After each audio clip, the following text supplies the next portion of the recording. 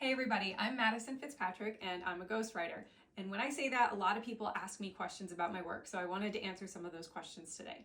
Question number one, what is ghostwriting? Basically, it's writing on behalf of someone else, someone who has an idea but doesn't have the time or the skills to execute it all by themselves. Question number two, can a ghostwriter write any type of book? Yes, you'll find ghostwriters who do anything. But an individual ghostwriter probably specializes in a certain genre or topic. So I specialize mostly in expertise sharing, knowledge sharing types of books. Some people specialize in memoir, some people write romance novels or mystery novels, but you can find a ghostwriter for pretty much anything. Number three, how do you gather information for a project? For me, it's primarily through interviews with the author. So even if an author has a previous draft that they've written, or blogs, or podcast interviews, or YouTube videos, I still want to have a one-on-one conversation, many one-on-one conversations with the author to gather information for their book.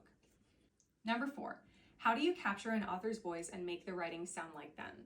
For me, it's sort of an intuitive process that happens through those one-on-one conversations. So I'm watching their face, I'm listening to them, I'm taking notes as I go, and then when I sit down to write, I'm basically channeling what I remember about how they talk, the types of things that they normally say, what their cadence sounds like, and I put all that into the writing as I go. Number five, is it difficult to manage deadlines and stay on schedule?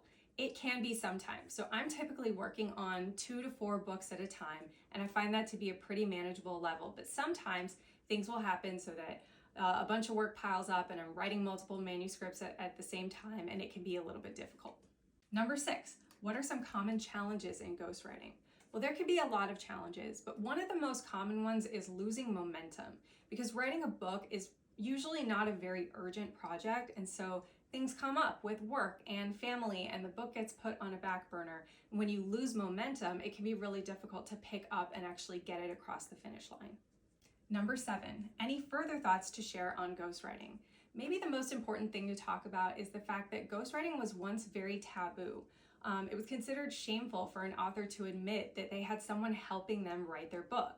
The culture on that has changed quite a lot. Today, most authors are happy to talk about collaborators who help them bring their book to life, including ghostwriters, editors, publishers, and anybody else who contributed to the project.